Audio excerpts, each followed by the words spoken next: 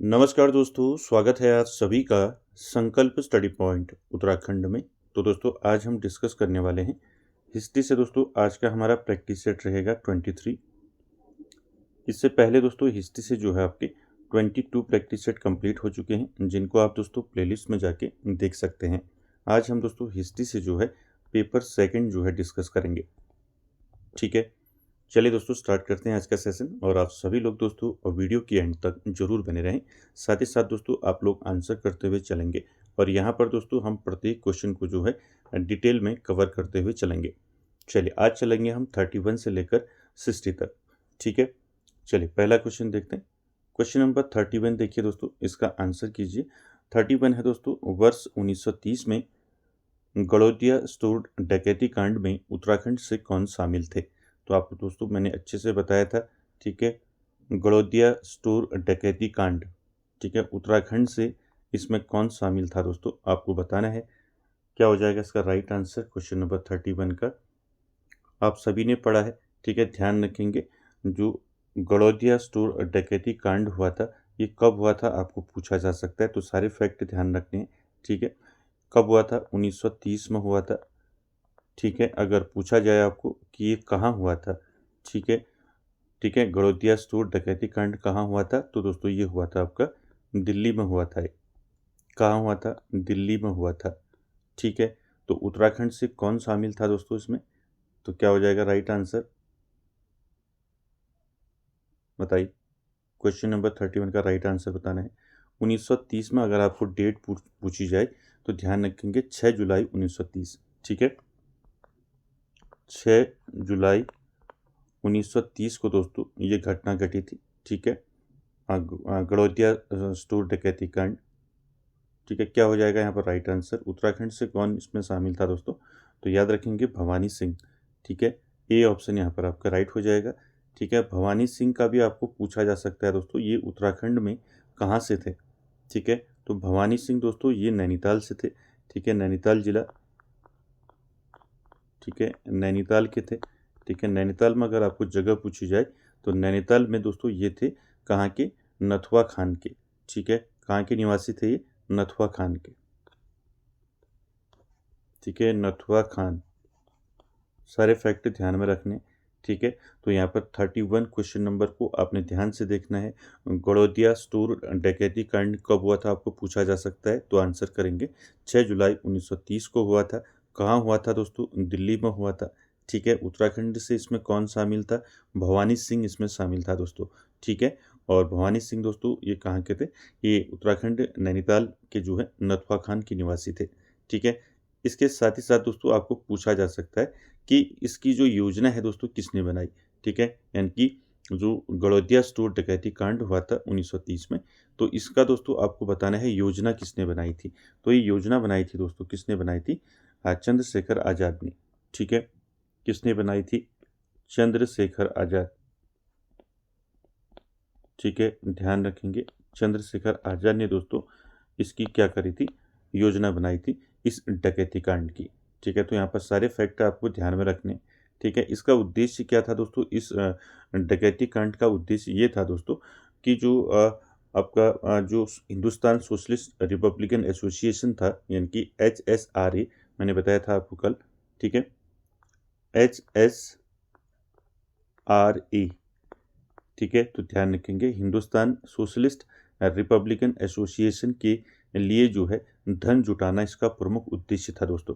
ठीक है, ध्यान रखेंगे जो आपका गड़ोदिया स्टोर डकैती कांड हुआ था दोस्तों, ये क्यों हुआ था? इसके पीछे रीजन ये था कि जो हिंदुस्तान सोशलिस्ट रिपब्लिकन एसोसिएशन है HSRA, इसके लिए धन जुटाना इसका प्रमुख उद्देश्य था इस डकैती कांड का। ठीक है, तो यहाँ पर सारे फैक्ट दोस्तों आपको ध्यान में रखने हैं। ठीक है, चलिए आगे चलते हैं क्वेश्चन नंबर 32 में। चलिए 32 का आंसर करेंगे। साथ ही साथ दोस्तों आप लोग जो है प्रत्येक क्वेश्चन का कमेंट बॉक्स में जरूर आंसर करें दोस्तों। तो क्वेश्चन नंबर 32 का आंसर क्या हो जाएगा? देखिए, निम्नलिखित में से किसने जो है दस्तक यानी कि मुफ्त व्यापार पास के दुरुपयोग को रोकने के लिए राजधानी जो है राजधानी को मुर्शिदाबाद से मुंगेर स्थानांतरित किया था? तो दोस्तों मैंने कई बार ये क्वेश्चन आपको बताया है कि किसने जो है अपनी राजधानी को मुर्शिदाबाद से मुंगेर स्थानांतरित किया? तो क्या हो जाएगा यहाँ पर राइट आंसर 32 का। दस्तक क्या था दोस्तों? दस्तक था मुक्त व्यापार पास। ठीक है, इसके दुरुपयोग को रोकने के लिए राजधानी को किसने जो है मुर्शिदाबाद से मुंगेर स्थानांतरित किया था? तो यहाँ पर राइट आंसर हो जाएगा 32 का मीर कासिम। ठीक है, ध्यान रखेंगे यहाँ पर सी ऑप्शन आपका राइट हो जाएगा दोस्तों। ठीक है, क्लियर है? तो ध्यान रखेंगे मीर कासिम ने दस्तक यानी कि मुक्त व्यापार पास के दुरुपयोग को रोकने के लिए राजधानी को मुर्शिदाबाद से मुंगेर स्थानांतरित किया था। ठीक है, ये कई बार पूछा जाता है दोस्तों, किसने जो है अपनी राजधानी मुर्शिदाबाद से मुंगेर स्थानांतरित की? तो ध्यान रखेंगे मीर कासिम का नाम। ठीक है, चलिए अगला देखिए क्वेश्चन नंबर 33, इसका आंसर कीजिए। क्वेश्चन नंबर 33 है दोस्तों, ब्रिटिश शासन के दौरान किस वर्ष प्रथम अकाल आयोग नियुक्त किया गया था? किसकी अध्यक्षता में? रिचर्ड स्ट्रेची की अध्यक्षता में। चलिए आंसर कीजिए। यहाँ पर आपके कितने क्वेश्चन यहाँ पर आपके बनेंगे? ठीक है, सारे आपको ध्यान में रखने हैं। ठीक है, प्रथम अकाल आयोग की बात हो रही है। ठीक है, तो ब्रिटिश शासन के दौरान किस वर्ष जो है प्रथम अकाल आयोग रिचर्ड स्ट्रेची की अध्यक्षता में नियुक्त किया गया था? तो 33 का दोस्तों यहाँ पर राइट आंसर क्या हो जाएगा? राइट आंसर हो जाएगा दोस्तों पहला जो अकाल आयोग बना था दोस्तों, ये कब बना था? 1878 में। ठीक है, तो यहाँ पर ऑप्शन बी जो है आपका राइट हो जाएगा। ठीक है, आपको पूछ लिया जाएगा कि प्रथम अकाल आयोग कब बना था, कब नियुक्त हुआ था प्रथम अकाल आयोग? तो ध्यान रखेंगे 1878। ठीक है, ध्यान रखेंगे किसकी अध्यक्षता में दोस्तों इसको नियुक्त किया गया था?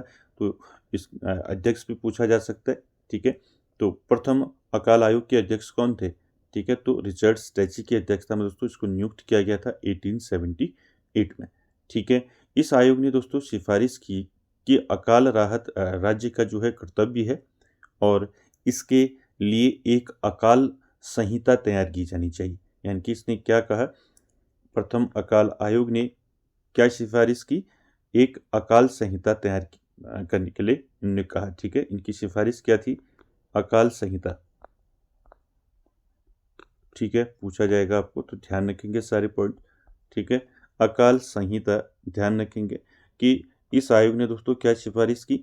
अकाल राहत राज्य का क्या है? कर्तव्य है और इसके लिए जो है एक अकाल संहिता तैयार की जानी चाहिए। ठीक है, ये सिफारिश की और इसी आयोग की सिफारिश पर दोस्तों फिर बाद में जो है किसका गठन हुआ? अकाल कोष का। ठीक है, बाद में फिर क्या बना? अकाल कोष। ठीक है, इसकी सिफारिश पर क्या बना? फिर अकाल कोष बना। ठीक है, ध्यान रखेंगे, इंपॉर्टेंट है, आपको सारे फैक्ट ध्यान रखने हैं। ठीक है, प्रथम अकाल आयोग जो है किसकी अध्यक्षता में नियुक्त किया गया? आपको पूछा जाएगा, तो यहाँ पर रिचर्ड स्ट्रेची का नाम याद रखेंगे और 1878 आपको याद रखना है। ठीक है, चलिए अगला देखिए क्वेश्चन नंबर 34, इसका आंसर कीजिए। क्वेश्चन नंबर 34 है दोस्तों, 18वीं शताब्दी के अंत में किस मैसूर युद्ध के दौरान श्रीरंगपट्टनम की संधि 1792 पर हस्ताक्षर किए गए थे? चलिए कौन सा मैसूर युद्ध था? प्रथम आंग्ल मैसूर, द्वितीय आंग्ल मैसूर, तृतीय या फिर चतुर्थ? क्या हो जाएगा यहाँ पर राइट आंसर बताइए क्वेश्चन नंबर 34 का।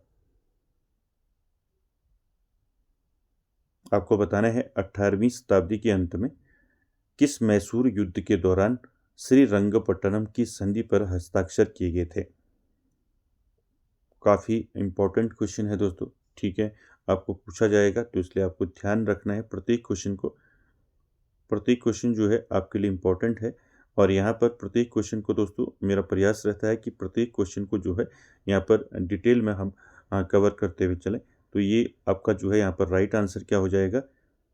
बताइए क्या हो जाएगा 34 का राइट आंसर? तो यहाँ पर हो जाएगा तृतीय आंग्ल मैसूर युद्ध।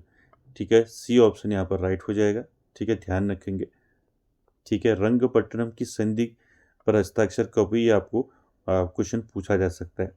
ठीक है, तो ध्यान रखेंगे रंगपट्टनम की संधि पर हस्ताक्षर हुए थे, कब हुए थे हस्ताक्षर? 1792 में। ठीक है, 1792 में हस्ताक्षर हुए थे, इसको ध्यान में रखेंगे। तृतीय मैसूर जो आंग्ल मैसूर युद्ध हुआ था दोस्तों, ये पूछा जा सकता है आपको कब हुआ था। ठीक है, तो दोस्तों ये युद्ध जो है कब हुआ था तृतीय आंग्ल मैसूर युद्ध? ये हुआ था 1790 से 92 के बीच में हुआ था तृतीय आंग्ल मैसूर युद्ध। आपको सीधे पूछा जा सकता है तृतीय आंग्ल मैसूर युद्ध जो है ये कब हुआ था। ठीक है, ध्यान रखेंगे 1790-92 के बीच हुआ था दोस्तों तृतीय आंग्ल मैसूर युद्ध। ठीक है, इसी के दौरान जो है श्रीरंगपट्टनम की संधि पर जो है हस्ताक्षर किए गए थे। ठीक है, क्लियर हो गया, इसको ध्यान में रखेंगे। ठीक है, साथ ही साथ दोस्तों ये तृतीय आंग्ल मैसूर युद्ध जो है आपको पूछा जा सकता है ये किन के बीच हुआ था। ठीक है, तो यहाँ पर ध्यान रखेंगे ये किन के बीच हुआ था, लॉर्ड कॉर्नवालिस और टीपू सुल्तान के बीच। ठीक है,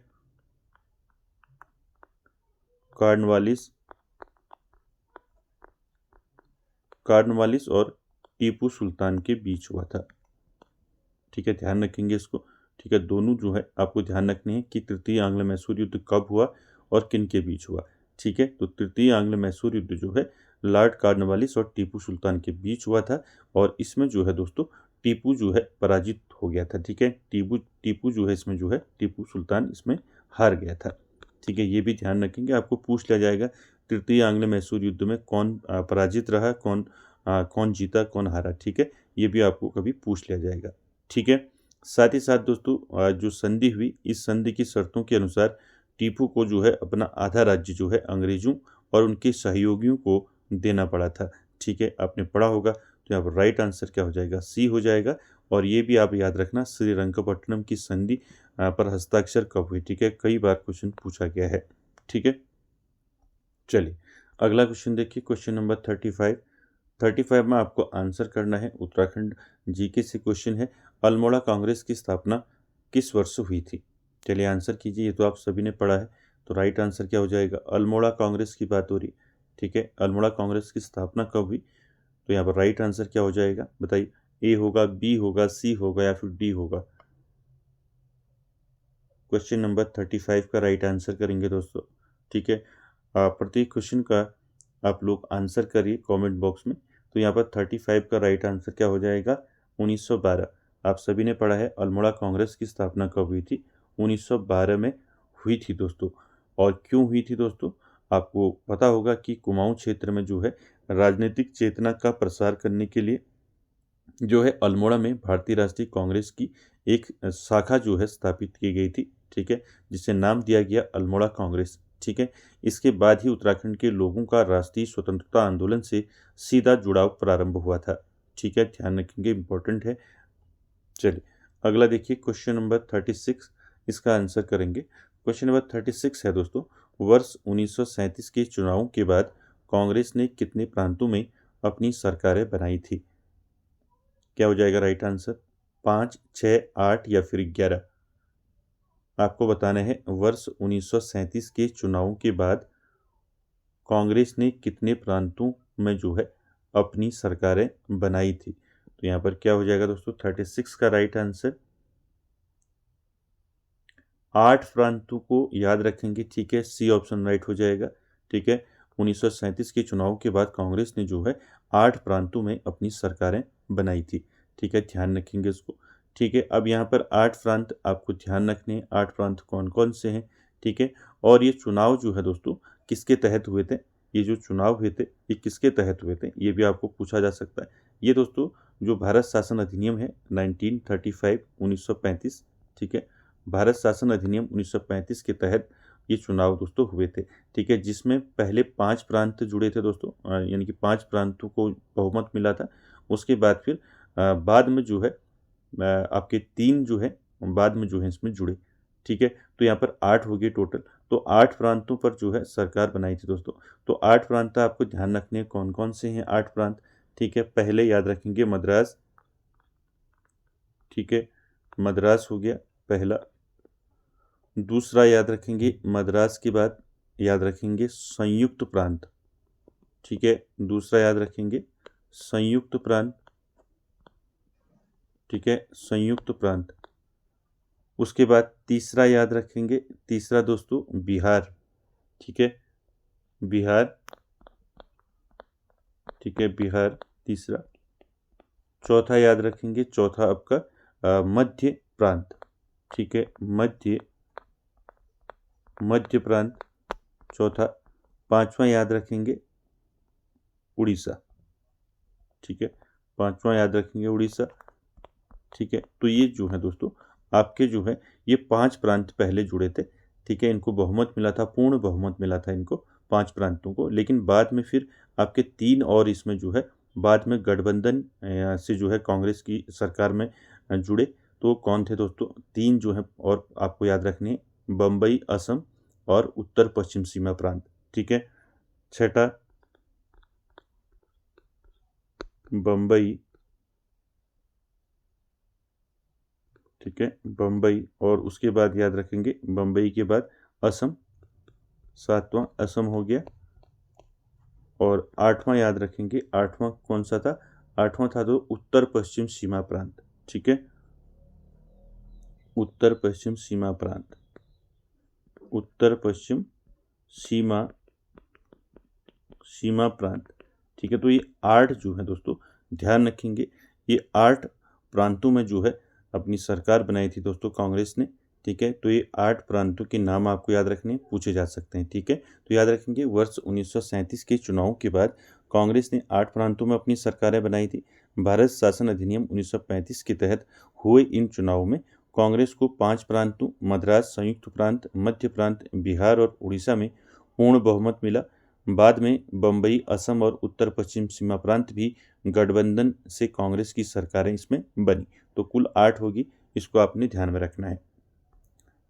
चलिए अगला क्वेश्चन देखिए, क्वेश्चन नंबर 37, इसका आंसर करेंगे। 37 है दोस्तों, अनुशीलन समिति की स्थापना किसने की थी? अनुशीलन समिति कलकत्ता, तो इसकी स्थापना जो है किसने की थी आपको बताना है। ऑप्शन देखिए, पी मित्रा, वारिंद्र कुमार घोष, जतीन्द्र नाथ बनर्जी, या फिर ये सभी। क्या हो जाएगा राइट आंसर बताइए। क्वेश्चन नंबर 37 का आंसर करना है, अनुशीलन समिति की स्थापना जो है दोस्तों किसने की थी, और साथ ही साथ दोस्तों इस समिति की स्थापना कब हुई थी पूछ लिया जाएगा आपको, अनुशीलन समिति की स्थापना कब हुई, ठीक है।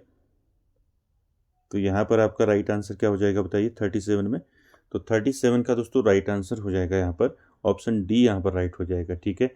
ध्यान रखेंगे अनुशीलन समिति की स्थापना जो है किसने की, तो ध्यान रखेंगे यहाँ पर पहला नाम पी मित्रा, वारिंद्र कुमार घोष और जतीन्द्र नाथ बनर्जी, इन लोगों ने दोस्तों मिलकर की थी अनुशीलन समिति की स्थापना, ठीक है। इनके नाम आपको याद रखने, ठीक है, वारिंद्र कुमार घोष, ठीक है, जतीन्द्र नाथ बनर्जी और पी मित्रा, ठीक है। इन तीनों ने मिलकर जो है अनुशीलन समिति की स्थापना की थी कलकत्ता में, ठीक है। अगर पूछा जाएगा इसकी स्थापना जो है कब की अनुशीलन समिति की, ठीक है, याद रखेंगे 24 मार्च, ठीक है, 24 मार्च 1902 में जो है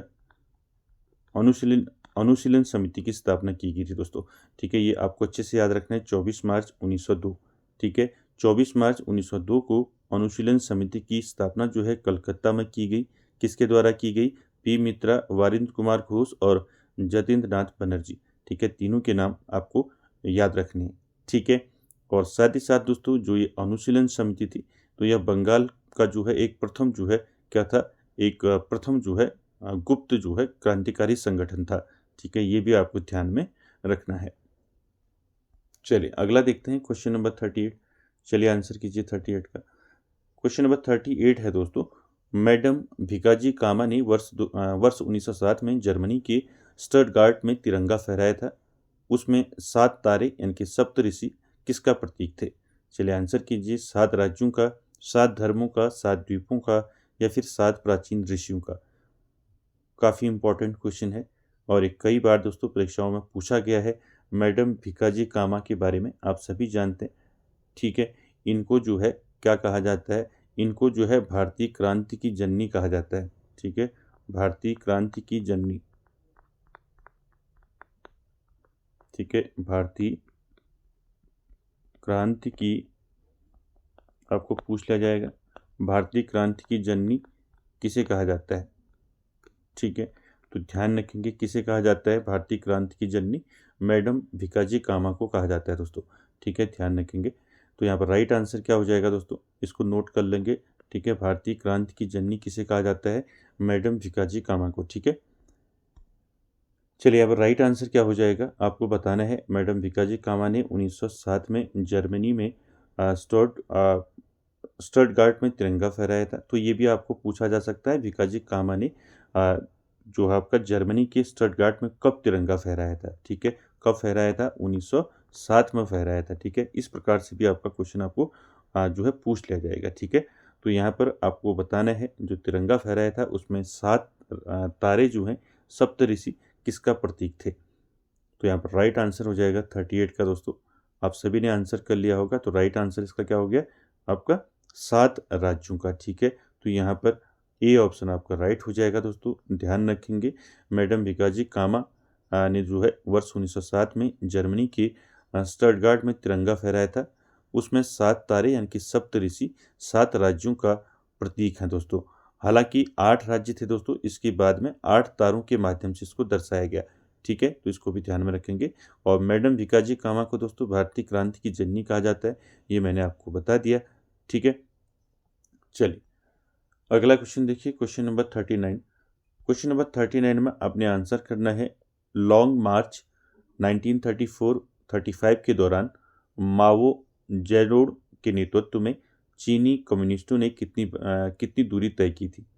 तो मैंने आपको बताया था कल के प्रैक्टिस सेट या पिछले वाले में कि लॉन्ग मार्च जो है ये कब हुआ था और किसके नेतृत्व में हुआ था, बताया था मैंने आपको। तो यहाँ पर आपको ध्यान रखना है। ठीक है, लॉन्ग मार्च जो है आपको पूछा जाएगा। ठीक है, ये कब हुआ। ठीक है, लॉन्ग मार्च तो 1934-35 में। ठीक है, इसके दौरान माओ जेडोंग के नेतृत्व में, किसके नेतृत्व में? माओ जेडोंग के नेतृत्व में चीनी कम्युनिस्टों ने कितनी दूरी तय की थी? 3000 मील, 6000 मील, 10,000 मील या फिर 12,000 मील। क्या हो जाएगा यहाँ पर राइट आंसर 39 का? यहाँ पर राइट आंसर हो जाएगा आपका दोस्तों, क्या हो जाएगा 6000 मील।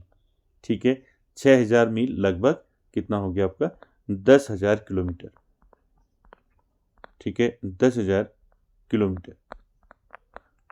तो चीनी कम्युनिस्टों ने दोस्तों कितनी दूरी तय की थी? लगभग 6000 मील यानी कि 10,000 किलोमीटर। ठीक है, ध्यान रखेंगे इतनी दूरी तय की थी दोस्तों। यह ऐतिहासिक मार्च दोस्तों आपका 16 अक्टूबर 1934 को शुरू हुआ था। ठीक है, ये आपको डेट याद रखना। ठीक है, अगर आपको ऐसे नहीं पूछा जाएगा तो उसको आपको डेट के साथ भी याद रखना है, 16 अक्टूबर 1934। ठीक है, 16 अक्टूबर 1934 को दोस्तों ये मार्च जो है शुरू हुआ था। ठीक है, ध्यान रखेंगे, इंपॉर्टेंट है, पूछा जाएगा आपको। चलिए अगला देखिए, क्वेश्चन नंबर 40। ये क्वेश्चन भी आपने पढ़ा है, बर्लिन की दीवार किस वर्ष गिराई गई। चलिए आंसर कीजिए, बर्लिन की दीवार आप सभी ने पढ़ा है, बर्लिन की दीवार जो है किस वर्ष गिराई गई। चलिए आंसर कीजिए, क्वेश्चन नंबर 40 का क्या हो जाएगा यहाँ पर राइट आंसर। आप सभी जानते हैं जब ये बर्लिन की दीवार गिरी थी, इसी के गिरने से जो है जो जर्मनी का एकीकरण है उसका मार्ग जो है प्रशस्त हुआ था। ठीक है, आपको पूछा जा सकता है कि ये दीवार जो है कब बनाई गई और कब इसको जो है गिराया गया। तो ये क्वेश्चन आपको पूछे जाते हैं। तो यहाँ पर राइट आंसर आपको पूछा गया है किस वर्ष गिराई गई। तो यहाँ पर 40 का राइट आंसर क्या हो जाएगा? राइट आंसर हो जाएगा 1989। ठीक है, ऑप्शन बी जो है यहाँ पर राइट हो जाएगा। दोस्तों ध्यान रखेंगे, बर्लिन की दीवार जो है इसको कब गिराया गया था? 1989 में। ठीक है, अगर आपको पूछा जाए बर्लिन की दीवार जो है इसको कब बनाया गया था। ठीक है, इसको बनाया कब गया था? तो इसको बनाया गया था दोस्तों 1961 में। ठीक है, 1961 में जो है बर्लिन की दीवार को बनाया गया था और इसको फिर कब गिराया गया था? 1989 में इसको गिराया गया था। ठीक है, ध्यान रखेंगे। ठीक है दोस्तों, बर्लिन की दीवार जो है आप सभी जानते हैं 1989 को पूर्वी जर्मनी की सरकार द्वारा सीमाओं को खोलने की घोषणा के बाद जनता ने इस दीवार को तोड़ना शुरू किया। ठीक है, और मैंने बता दिया यह दीवार जो है वर्ष 1961 में बनाई गई थी और यह दोस्तों शीत युद्ध के दौरान साम्यवादी और पूंजीवादी दुनिया के विभाजन का सबसे बड़ा प्रतीक थी। ठीक है, और इसके गिरने से ही जर्मनी के एकीकरण का मार्ग प्रशस्त हुआ। ठीक है, तो बर्लिन की दीवार गिरने से ही क्या हुआ? जर्मनी के एकीकरण का मार्ग प्रशस्त हुआ। जर्मनी का एकीकरण कब हुआ था बताइए, आंसर कीजिए। जर्मनी का एकीकरण ठीक है, पूछा जाता है, ध्यान रखेंगे। जर्मनी का एकीकरण कब हुआ, बताइए। जर्मनी का एकीकरण हुआ था दोस्तों 3 अक्टूबर 1990। ठीक है, 3 अक्टूबर 1990 को क्या हुआ था, जर्मनी का एकीकरण हुआ था। इसको ध्यान रखेंगे। तो इसका मार्ग प्रशस्त कैसे हुआ, इसी दीवार के गिरने से हुआ, यानी कि बर्लिन की दीवार गिरने से हुआ। ठीक है, तो सारे फैक्ट याद रखेंगे। बर्लिन की दीवार कब गिराएगी, कब इसको बनाया गया, सारी चीज़ें आपको ध्यान रखनी है। ठीक है, चलिए अगला क्वेश्चन देखिए, क्वेश्चन नंबर 41।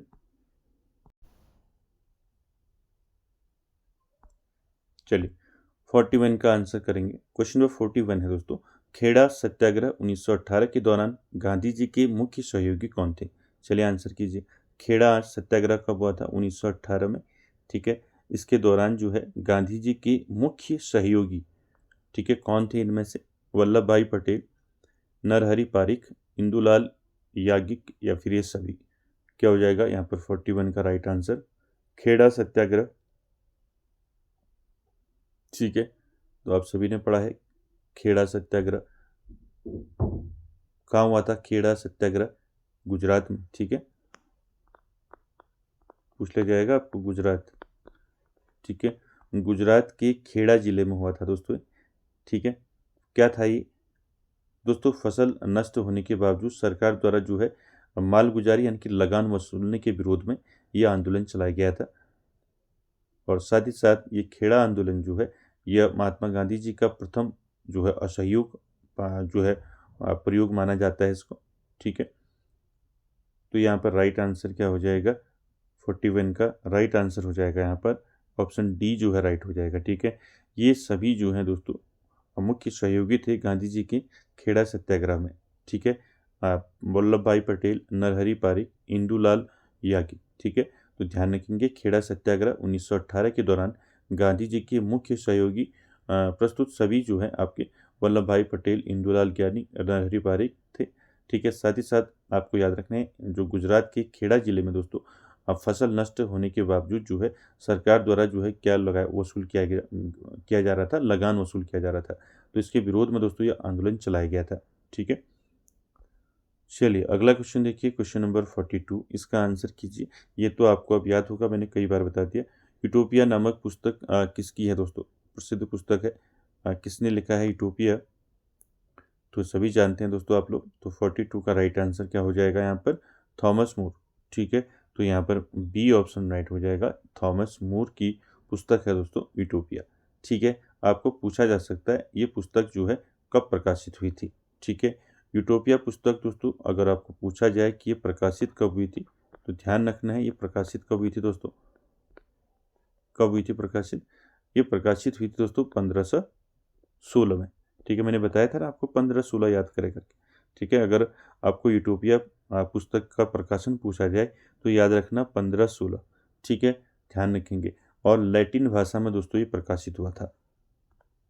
ठीक है, किस में प्रकाशित हुआ था, लैटिन भाषा में पूछा जाता है, इसको ध्यान रखेंगे। ठीक है, तो देखिए यूटोपिया जो है ये इसका प्रकाशन कब हुआ था, ये प्रकाशित हुई थी दोस्तों 1516 में लैटिन भाषा में प्रकाशित हुई थी। ठीक है, और इसको जो है दोस्तों पुनर्जागरण काल की एक महत्वपूर्ण रचना माना जाता है, यानी कि रेनेसां पीरियड का जो है इसको एक महत्वपूर्ण जो है रचना माना जाता है पुनर्जागरण काल का। ठीक है, ध्यान रखेंगे पुनर्जागरण। ठीक है, पुनर्जागरण जो है, ठीक है, पुनर्जागरण काल की एक जो है क्या है महत्वपूर्ण रचना है यूटोपिया। ठीक है, ध्यान रखेंगे दोस्तों, सारे फैक्ट आपको याद रखने। ठीक है, मैंने बताया था आपको थॉमस मोर के बारे में। ठीक है, तो थॉमस मोर के बारे में आप जानती हैं दोस्तों, थॉमस मोर जो है एक क्या थे, एक अंग्रेजी जो है क्या थे, ये मानवतावादी विद्वान थे। ठीक है, कैसे विद्वान थे, मानवतावादी। ठीक है, एक अंग्रेजी जो है मानवतावादी विद्वान थे दोस्तों ये। ठीक है, ध्यान रखेंगे। साथ ही साथ दोस्तों आपको याद रखना है इनको बाद में जो है फिर मृत्युदंड दे दिया गया था। ठीक है, तो आपको पूछ लिया जाएगा कि थॉमस मूर को जो है मृत्युदंड जो है किसने दिया। ठीक है, तो याद रखेंगे इंग्लैंड के राजा थे दोस्तों हेनरी अष्टम। ठीक है, हेनरी अष्टम के द्वारा इनको जो है, ठीक है, हेनरी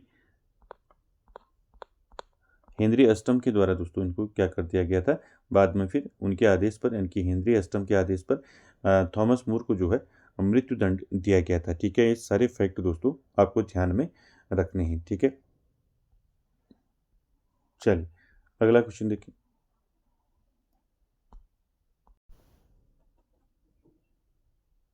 चलिए क्वेश्चन नंबर 43 का आंसर करेंगे। क्वेश्चन नंबर 43 है दोस्तों, भारत की संविधान सभा की पहली बैठक जो है 9 दिसंबर 1946 की अध्यक्षता किसने की थी? अध्यक्षता किसने की थी पूछा है। ठीक है, आप सभी जानते हैं भारत की संविधान सभा की जो पहली बैठक हुई थी वो 9 नवंबर 1946 को हुई थी। ठीक है, उसके बाद फिर 11 दिसंबर 1946 को जो है स्थायी अध्यक्ष बनाया गया था डॉक्टर राजेंद्र प्रसाद को। ठीक है, ये सब आपने पढ़ा है। तो यहाँ पर राइट आंसर क्या हो जाएगा 43 का, बताइए।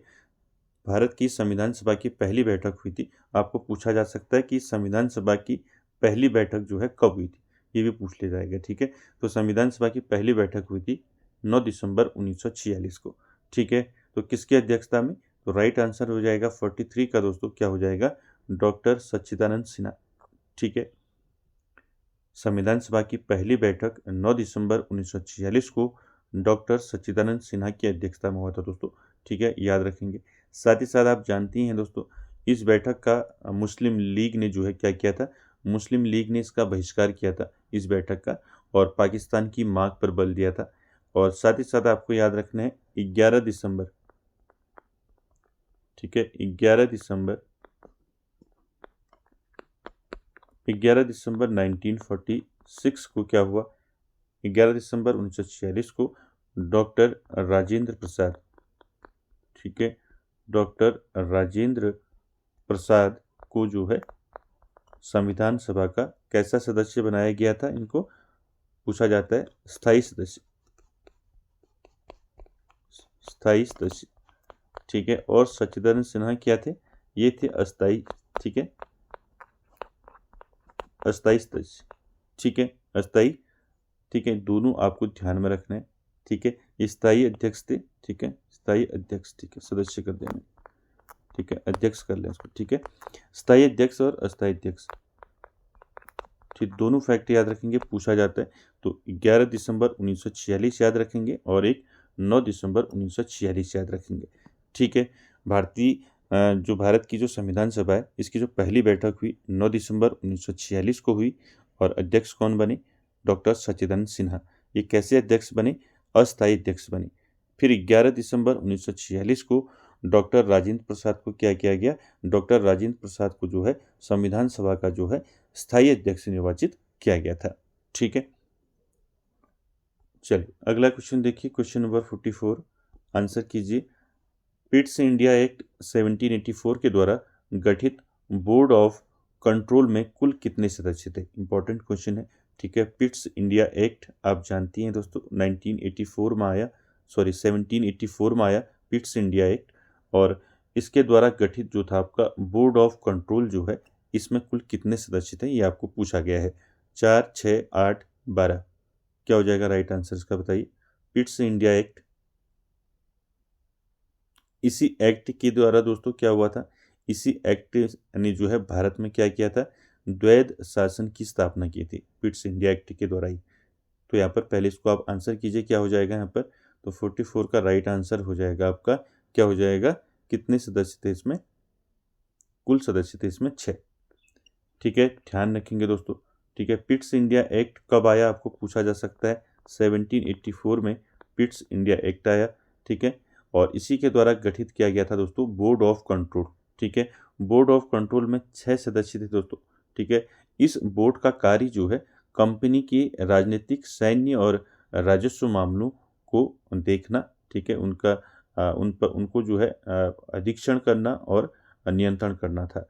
ठीक है, और इसमें एक सेक्रेटरी ऑफ स्टेट था दोस्तों, ये आपको पता होगा, और एक चांसलर ऑफ एक्सचेकर था। ठीक है, तो ध्यान रखेंगे। और इस एक्ट ने दोस्तों भारत में क्या किया, द्वैध शासन की स्थापना की। ठीक है, पिट्स इंडिया एक्ट के द्वारा दोस्तों भारत में क्या हुआ, द्वैध शासन।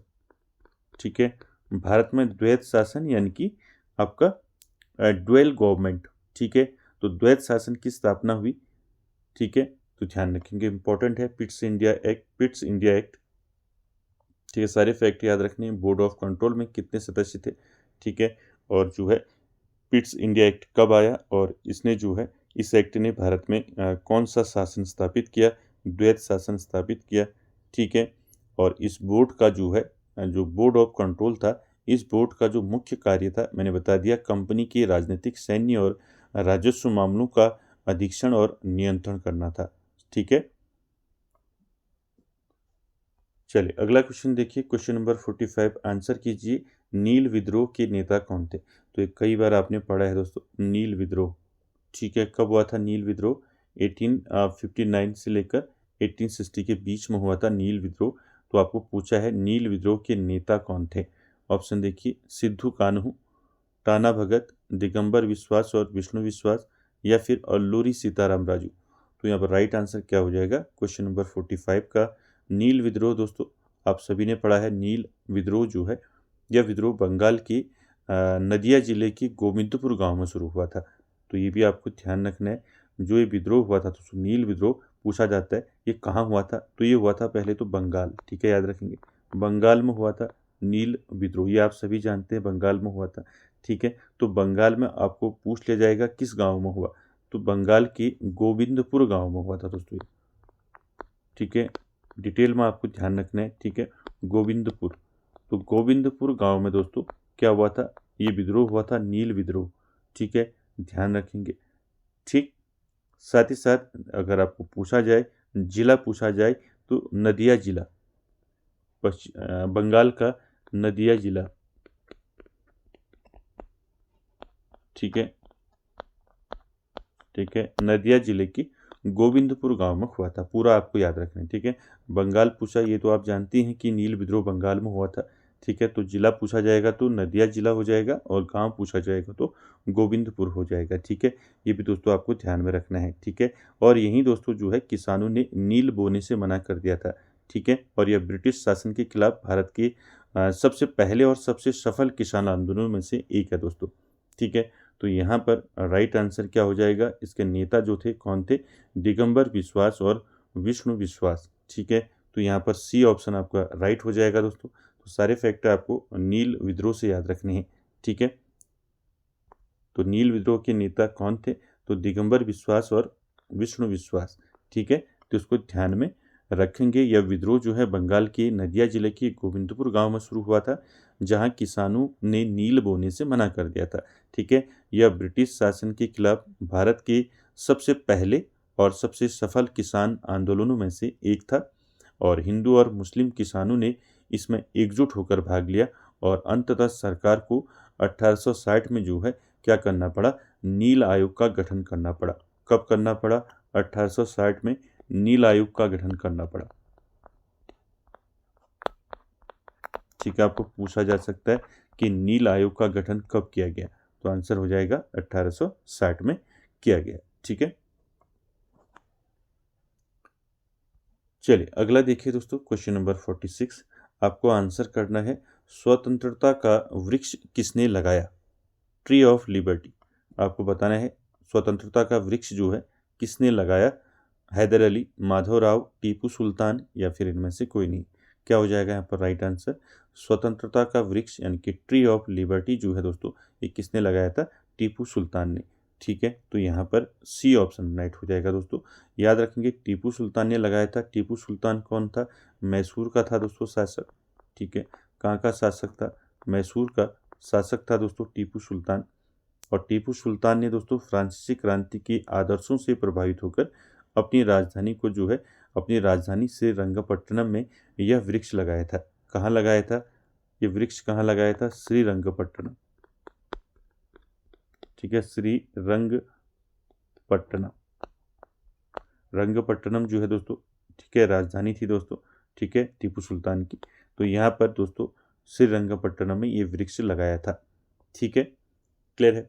चल अगला क्वेश्चन 47, इसका आंसर करेंगे, एज ऑफ कंसेंट एक्ट जो है, ये मैंने आपको बताया था प्रीवियस प्रैक्टिस सेट में। एज ऑफ कंसेंट एक्ट जो है 1891 में किसकी कोशिशों से इसको पारित हुआ था, किसकी कोशिशों से ये पारित हुआ? राजा राम गोपाल राय, BM मालाबारी, ईश्वर चंद्र विद्यासागर या फिर बाल गंगाधर तिलक? क्या हो जाएगा यहाँ पर राइट आंसर? 47 का एज ऑफ कंसेंट एक्ट जो है दोस्तों, राइट आंसर हो जाएगा यहाँ पर, क्या हो जाएगा? BM मालाबारी। ठीक है, तो यहाँ पर बी ऑप्शन राइट हो जाएगा। ध्यान रखेंगे, एज ऑफ कंसेंट एक्ट जो है 1891, ये BM मालाबारी की कोशिशों से पारित हुआ था दोस्तों। ठीक है, ध्यान रखेंगे, इसको इम्पोर्टेंट है। चलिए अगला देखिए, क्वेश्चन नंबर 48, इसका आंसर कीजिए। बहिष्कृत भारत पत्रिका किस भाषा में प्रकाशित होती थी? इम्पोर्टेंट है, ठीक है, आपको पता होना चाहिए। ठीक है, किसकी पत्रिका है बहिष्कृत भारत?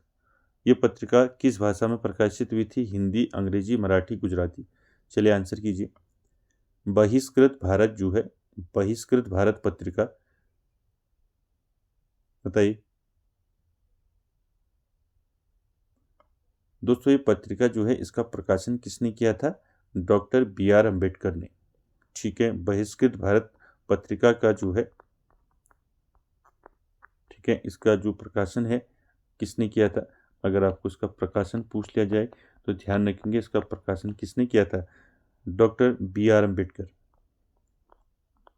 ठीक है, डॉक्टर BR अम्बेडकर। ठीक है, BR अम्बेडकर। ठीक है, ध्यान रखेंगे। ठीक है, तो BR अम्बेडकर ने दोस्तों बहिष्कृत भारत पत्रिका का जो है क्या क्या प्रकाशन किया? ठीक है, कहाँ किया? अगर पूछा जाएगा कहाँ शुरू किया, तो ये किया बम्बई में। ठीक है, अगर पूछा जाए कब किया, तो ये किया दोस्तों 1927 में। ठीक है, तो सारे फैक्ट आपको ध्यान रखने हैं दोस्तों। और दोस्तों इस पत्रिका जो है, जो ये बहिष्कृत भारत पत्रिका थी, ये प्रकाशित हुई थी, अब पूछा है किस भाषा में प्रकाशित हुई थी आपको, तो ये हुई थी दोस्तों मराठी में। ठीक है, किस में हुई थी? मराठी में जो है ये प्रकाशित हुई थी। ठीक है, तो यहाँ पर आपको सारे फैक्ट याद रखने हैं बहिष्कृत भारत पत्रिका से। ठीक है, बहिष्कृत भारत पत्रिका मराठी भाषा में प्रकाशित होती थी दोस्तों। ठीक है, इसका प्रकाशन जो है किसने किया? इसका प्रकाशन किया डॉक्टर BR अम्बेडकर ने। ठीक है, कब किया? 1927 में। कहाँ किया शुरू? इसको बम्बई में। ठीक है, ध्यान रखेंगे। इसका उद्देश्य क्या था दोस्तों? बहिष्कृत भारत पत्रिका का उद्देश्य था, जो दलित वर्ग हैं दोस्तों, ठीक है, दलित वर्गों की समस्याओं को उजागर करना और उन्हें उनके अधिकारों के प्रति क्या करना? जागरूक करना। इसका प्रमुख उद्देश्य था दोस्तों बहिष्कृत भारत पत्रिका का। ठीक है, ध्यान रखेंगे यहाँ से। ये सारे दोस्तों इंपॉर्टेंट फैक्ट हैं, आपको कुछ भी यहाँ से पूछ लिया जाएगा। ठीक है, आपको पूछ लिया जाएगा कि बहिष्कृत भारत पत्रिका का क्या उद्देश्य था। ठीक है, आपको पूछ लिया जाएगा बहिष्कृत भारत पत्रिका किस भाषा में प्रकाशित हुई। ठीक है, आपको पूछ लिया जाएगा बहिष्कृत भारत पत्रिका का प्रकाशन किसने किया। ठीक है, आपको पूछ लिया जाएगा बहिष्कृत भारत पत्रिका का प्रकाशन कहाँ हुआ, कहाँ से प्रकाशन हुआ। ठीक है, और कब प्रकाशन हुआ। तो इस सारे प्रकार के दोस्तों क्वेश्चन जो है आपको ध्यान में रखने हैं। ठीक है, चलिए अगला क्वेश्चन देखिए, क्वेश्चन नंबर 49। आपने आंसर करना है दोस्तों, रोमन इतिहास में वर्षों का वृत्तांत। ध्यान रखेंगे, इसको इम्पोर्टेंट है। ठीक है, आपको यहाँ पर पूछा गया है रोमन इतिहास में, ठीक है, रोमन इतिहास में वर्षों का वृत्तांत यानी कि एनल्स। ठीक है, एनल्स लिखने की परंपरा किस लेखक ने शुरू की थी? चलिए आंसर कीजिए, क्या हो जाएगा यहाँ पर राइट आंसर? ए ऑप्शन होगा, बी होगा, सी होगा या फिर डी होगा? रोमन इतिहास में वर्षों का वृत्तांत, जिसको हम क्या बोलते हैं? एनल्स। ठीक है, एनल्स लिखने की परंपरा किसने शुरू की थी? तो आंसर हो जाएगा आपका टेसियस। ठीक है, टेसिटस। ठीक है, टेसिटस हो जाएगा सी ऑप्शन यहाँ पर। टेसिटस दोस्तों ये रोमन साम्राज्य का सबसे महान जो है क्या था? इतिहासकार था दोस्तों। ठीक है, टेसिटस जो है क्या था? इतिहासकार। ठीक है, इतिहासकार था और इसने दोस्तों वर्षों का वृत्तांत यानी कि एनल्स लिखने की परंपरा शुरू की थी। ठीक है, साथ ही साथ दोस्तों आपको पूछा जा सकता है यहाँ पर, एनल्स जो है दोस्तों ये जो टेसिटस था इसकी प्रसिद्ध जो है ऐतिहासिक कृति है। ठीक है, इसको ध्यान में रखेंगे। क्लियर है? तो इसको सारे फैक्ट ध्यान रखने। और मैंने बता दिया टैसिटस जो था ये रोमन साम्राज्य का क्या था, एक महान इतिहासकार माना जाता है इनको, ठीक है, जिन्होंने सत्ता के भ्रष्टाचार और अत्याचार का जो है क्या किया था, सूक्ष्म विश्लेषण किया था, ठीक है। चलिए अगला देखिए क्वेश्चन नंबर 50 का आंसर करिए। क्वेश्चन नंबर 50 है, शीत युद्ध यानी कि कोल्ड वॉर शब्द का प्रयोग सबसे पहले किस व्यक्ति ने किया था? मोस्ट इंपॉर्टेंट है, चलिए आंसर कीजिए। शीत युद्ध यानी कि कोल्ड वॉर शब्द जो है, इस शब्द का प्रयोग जो है सबसे पहले किसने व्यक्ति ने किया था? Winston Churchill, Bernard Baruch, Walter Lippmann या फिर जोसेफ स्टालिन। क्या हो जाएगा यहाँ पर राइट आंसर? शीत युद्ध कोल्ड वॉर शब्द का प्रयोग सबसे पहले दोस्तों किसने किया था?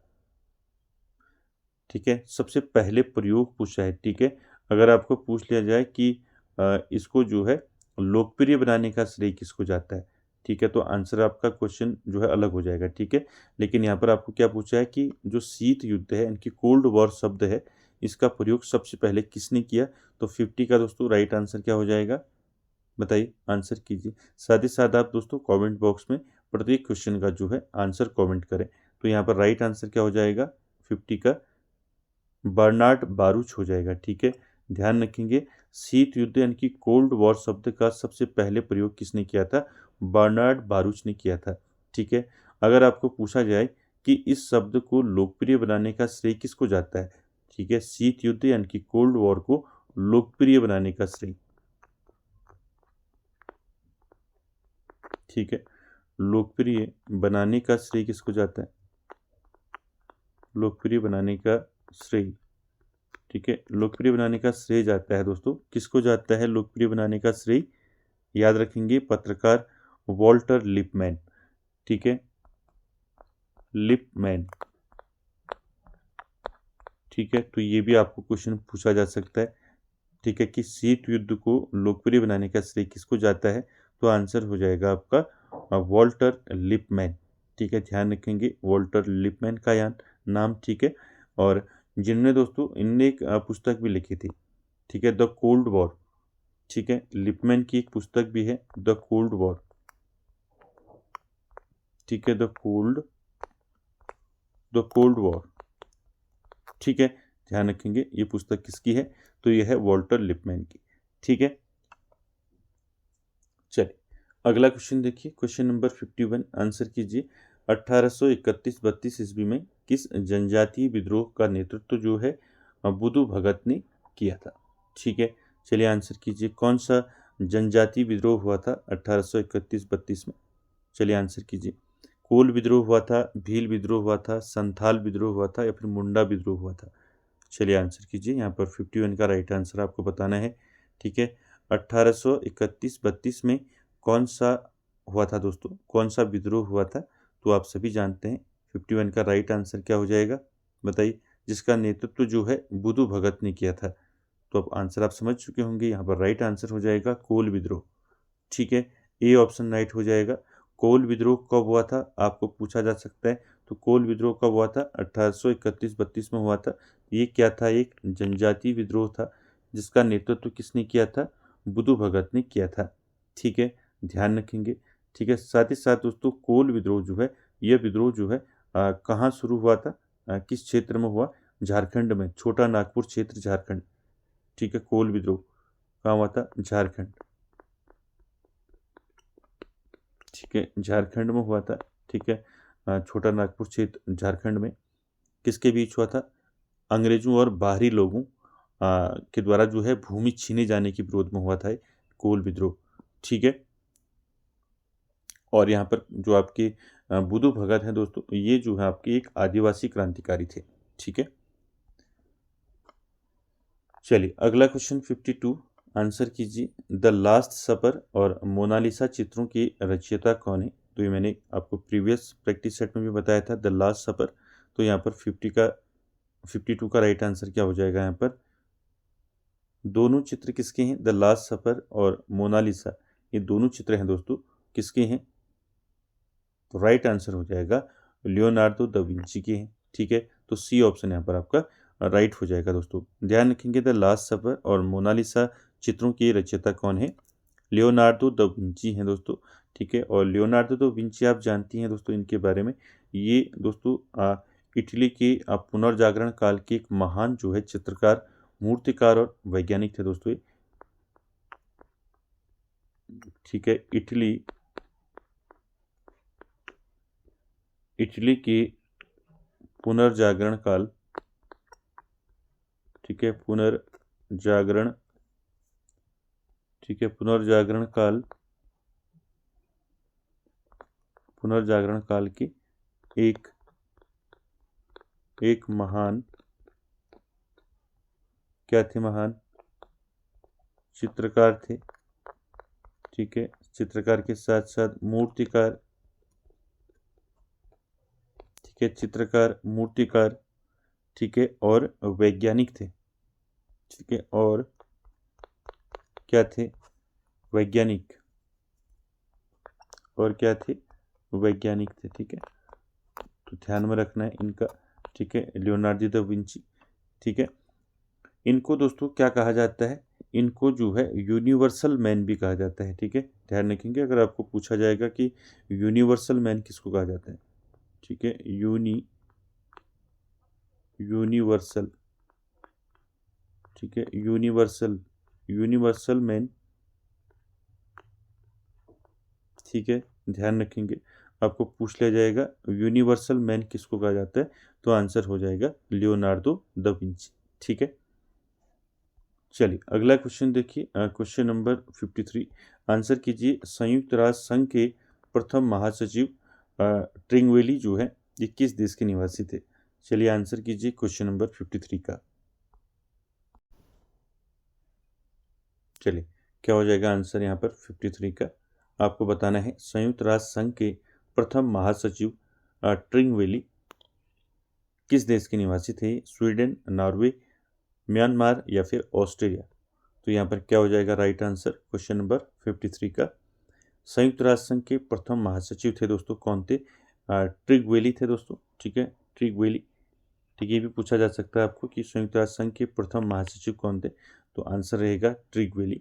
तो ये कहाँ के दोस्तों निवासी, ये दोस्तों थे नॉर्वे के, ठीक है। तो यहाँ पर जो है आपका बी ऑप्शन राइट हो जाएगा दोस्तों, ये नॉर्वे के निवासी थे दोस्तों, ठीक है। और इन्होंने जो है महासचिव के रूप में कब से कब तक कार्य किया, ये पूछा जा सकता है। तो इन्होंने कार्य किया था दोस्तों कब से कब तक, तो ध्यान रखेंगे 1946 से लेकर 1952 तक, ठीक है। 1946 से लेकर 1952 तक जो है इन्होंने महासचिव के रूप में जो है कार्य किया था दोस्तों, ठीक है, ध्यान रखेंगे। चलिए अगला देखिए 54 का आंसर कीजिए। वर्ष 1928 में गठित नेहरू रिपोर्ट समिति में सचिव की भूमिका किसने निभाई थी। चलिए आंसर कीजिए। नेहरू रिपोर्ट समिति आप सभी ने पढ़ा है, ठीक है। तो नेहरू रिपोर्ट जो है दोस्तों ये कब गठित हुआ था, 1928 में। तो आपको पूछा गया है इस समिति में सचिव की भूमिका किसने निभाई थी, यानी कि सचिव कौन था, ठीक है। ऑप्शन देखिए, मोतीलाल नेहरू, सुभाष चंद्र बोस, जवाहरलाल नेहरू या फिर सर तेज बहादुर सप्रू। क्या हो जाएगा यहाँ पर राइट आंसर क्वेश्चन नंबर 54 का। वर्ष 1928 में गठित नेहरू रिपोर्ट समिति में सचिव की भूमिका निभाई थी दोस्तों जवाहरलाल नेहरू ने, ठीक है, ध्यान रखेंगे इसको। क्या हो जाएगा राइट आंसर यहाँ पर जवाहरलाल नेहरू हो जाएगा, ठीक है, सी ऑप्शन। ध्यान रखना है नेहरू रिपोर्ट दोस्तों, आपने नेहरू रिपोर्ट के बारे में पढ़ा है। इस रिपोर्ट में भारत के लिए जो है औपनिवेशिक स्वराज्य, मौलिक अधिकार और वयस्क मताधिकार की सिफारिश की गई थी, ठीक है। जवाहरलाल नेहरू और सुभाष चंद्र बोस ने रिपोर्ट में प्रस्तावित डोमिनियन स्टेट्स का विरोध करते हुए पूर्ण स्वतंत्रता की यहाँ पर मांग की गई थी, ठीक है, ध्यान रखेंगे। तो यहाँ पर जो सचिव की भूमिका निभाई थी जवाहरलाल नेहरू ने निभाई थी, ठीक है, याद रखेंगे।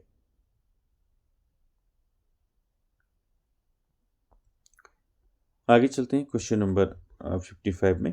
चलिए 55 का आंसर करेंगे दोस्तों। क्वेश्चन नंबर 55 क्या है देखिए, क्वेश्चन नंबर 55 है वर्नाक्युलर प्रेस एक्ट 1878 से बचने के लिए रातों रात अपनी भाषा अंग्रेजी में बदलने वाला पत्र कौन सा था। मोस्ट इम्पॉर्टेंट है दोस्तों, ठीक है। आपको पूछा गया है जो आपका वर्नाक्युलर प्रेस एक्ट था, ठीक है, ठीक है। वर्नाक्यूलर प्रेस एक्ट कब आया था दोस्तों? ये 1878 में, ठीक है। ये भी आपको पूछा जा सकता है। 1878 1878 में आया वर्नाक्यूलर प्रेस एक्ट। इससे बचने के लिए रातों रात जो है अपनी भाषा अंग्रेजी में बदलने वाला कौन सा समाचार पत्र था दोस्तों? चलिए आंसर कीजिए। सोम प्रकाश, हिंदू पैट्रियट, अमृत बाजार पत्रिका या फिर बंगाली। क्या हो जाएगा यहाँ पर राइट आंसर दोस्तों? आंसर कीजिए 55 का। वर्नाक्यूलर प्रेस एक्ट 1878 से बचने के लिए रातों रात अपनी भाषा अंग्रेजी में बदलने वाला पत्र था दोस्तों अमृत बाजार पत्रिका, ठीक है। ध्यान रखेंगे यहाँ पर ऑप्शन सी जो है राइट हो जाएगा। अमृत बाजार पत्रिका ने रातों रात जो है अपनी भाषा जो है अंग्रेजी कर ली, ठीक है। ध्यान रखेंगे इसको। अमृत बाजार पत्रिका दोस्तों ये आपको पूछा जा सकता है, ये जो है ये पत्रिका किसकी है, ठीक है। यानी कि इस समाचार पत्र की स्थापना जो है किसने की थी? शिशिर कुमार घोष ने की थी दोस्तों, ठीक है। नाम याद रखेंगे, शिशिर कुमार घोष, ठीक है। शिशिर कुमार, ठीक है, शिशिर कुमार घोष, ठीक है। ध्यान रखेंगे, ठीक है, कि जो अमृत बाजार पत्रिका है इस समाचार पत्र की स्थापना शिशिर कुमार घोष और मोतीलाल घोष ने कब की थी, ये भी आपको याद रखना है। इस समाचार पत्र की जो स्थापना की गई थी दोस्तों कब की गई थी? 1868 में, ठीक है। याद रखेंगे, आपको पूछा जा सकता है अमृत बाजार पत्रिका की स्थापना कब की गई थी? इसकी स्थापना की गई थी दोस्तों 1868 में, ठीक है। 1868 में दोस्तों स्थापना की गई थी अमृत बाजार पत्रिका की। किसने की इसकी स्थापना? शिशिर कुमार घोष ने, ठीक है। इंपॉर्टेंट है, आपको पूछा जाएगा, ठीक है। और साथ ही साथ दोस्तों एक आपको याद रखना है, इस वर्नाक्युलर प्रेस एक्ट ने दोस्तों एक अखबार पर जो है प्रतिबंध लगाया था, यानी कि उसके विरुद्ध कार्रवाई की थी। कौन सा समाचार पत्र था वो? चलिए, अगर आपने पढ़ा है तो आंसर कीजिए, क्या हो जाएगा राइट आंसर? ये सारे फैक्ट आपको याद रखने हैं, ठीक है।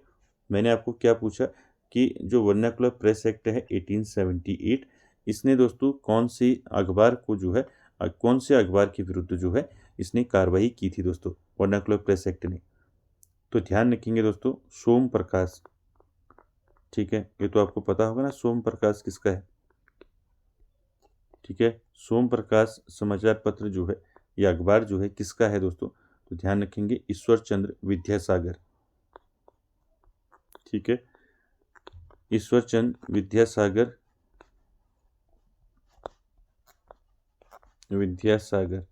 ठीक है। ईश्वर चंद्र विद्यासागर दोस्तों याद रखेंगे, इनका जो है ये समाचार है अखबार था दोस्तों ये सोम प्रकाश।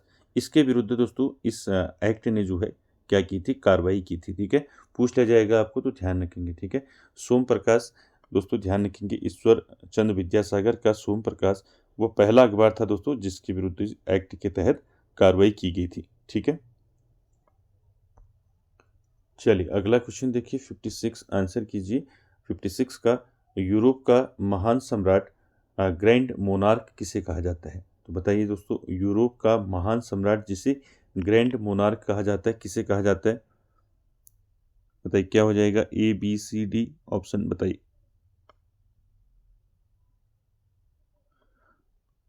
बताइए, लुइस 14वां, लुइस 16वां, बताइए लुइस 17वां या फिर लुइस 15वां। क्या हो जाएगा राइट आंसर है 56 का? यूरोप का महान सम्राट ग्रैंड मोनार्क, ठीक है, किसे कहा जाता है? तो दोस्तों ये कहा जाता है लुइस 14वें को, ठीक है। तो राइट आंसर क्या हो जाएगा दोस्तों यहाँ पर? 56 का राइट आंसर हो जाएगा आपका ऑप्शन ए, ठीक है। लुइस 14वां को कहा जाता है दोस्तों ग्रैंड मोनार्क, ठीक है। और आप जानती हैं लुइस 14वां दोस्तों ये कहाँ का शासक था? फ्रांस का शासक था, ठीक है। कहाँ का शासक था? लुइस 14वां कहाँ का शासक था? फ्रांस का, ठीक है। इसका एक दोस्तों कथन जो है हमेशा पूछा जाता है, ठीक है। लुइस 14वां का एक कथन क्या था? मैं ही राज्य हूँ, ठीक है।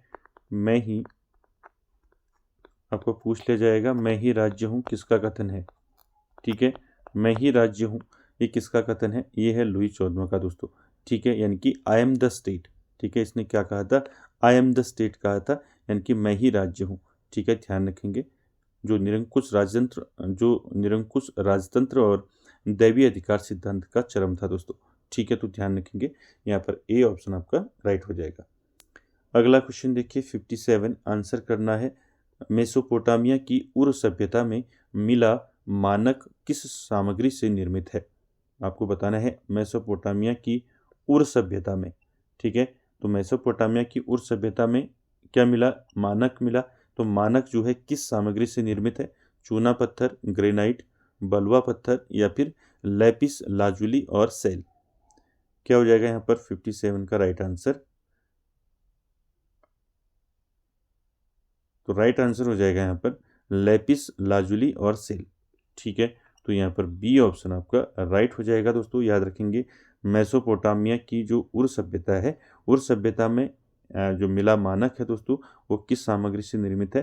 तो लैपिस लाजुली और सेल से निर्मित है दोस्तों। ठीक है, चलिए अगला क्वेश्चन देखिए 58, आपको आंसर करना है। सिद्धू एवं कान्हू ने किस आंदोलन का नेतृत्व किया था? चलिए आंसर कीजिए 58 का। सिद्धू एवं कान्हू किस आंदोलन का इन्होंने नेतृत्व किया था? संथाल, मुंडा, कूका या फिर इनमें से कोई नहीं। क्या हो जाएगा इसका राइट आंसर? क्वेश्चन नंबर 58 का सिद्धू एवं कान्हू ने दोस्तों किस आंदोलन का नेतृत्व किया था? संथाल आंदोलन का। ठीक है, तो यहाँ पर ए ऑप्शन राइट हो जाएगा। संथाल आंदोलन का नेतृत्व किसने किया था? सिद्धू और कान्हू ने। ठीक है, कब किया था ये आंदोलन? कब हुआ था संथाल आंदोलन? ये हुआ था दोस्तों 1855-56 में। ठीक है, 1855-56 में क्या हुआ था? संथाल आंदोलन हुआ था दोस्तों। ठीक है, इसका नेतृत्व किसने किया था? सिद्धू एवं कान्हू ने किया था। ठीक है, यहाँ पर आपने पढ़ा होगा कि ये 4 भाई थे दोस्तों। इन 4 भाइयों ने जो है सिद्धू, कान्हू, चांद और भैरव, ठीक है, इन्होंने महाजनपदों के शोषण और पुलिस के अत्याचार के विरुद्ध जो है आदिवासियों को संगठित किया था। ठीक है, तो ये आपको ध्यान रखना है। अगला क्वेश्चन देखिए, क्वेश्चन नंबर 59, ये तो आपने कई बार पढ़ा है। प्लासी की लड़ाई किन दो पक्षों के बीच हुई थी? चलिए आंसर कीजिए। प्लासी की लड़ाई जो है किन दो पक्षों के बीच हुई थी, यानी कि किन के बीच हुई थी? प्लासी का युद्ध किन के बीच हुआ था?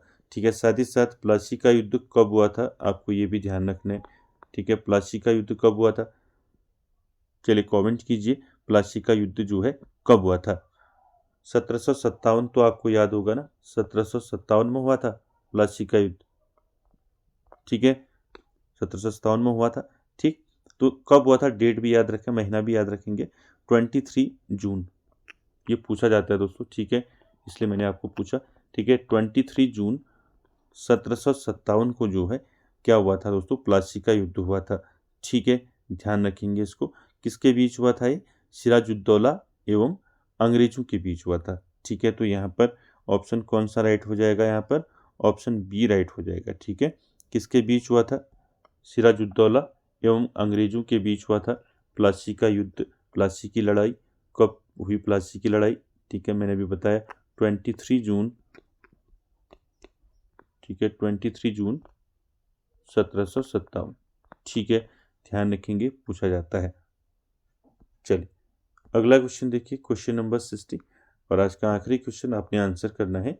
द्विराष्ट्र सिद्धांत यानी कि 2 नेशन थ्योरी का आधार क्या था? भाषाई अंतर, आर्थिक असमानता, धार्मिक भेद या फिर राजनीतिक विचारधाराएं। क्या हो जाएगा राइट आंसर? द्विराष्ट्र सिद्धांत 2 नेशन थ्योरी का आधार जो है दोस्तों क्या था? धार्मिक भेद था दोस्तों। क्या था?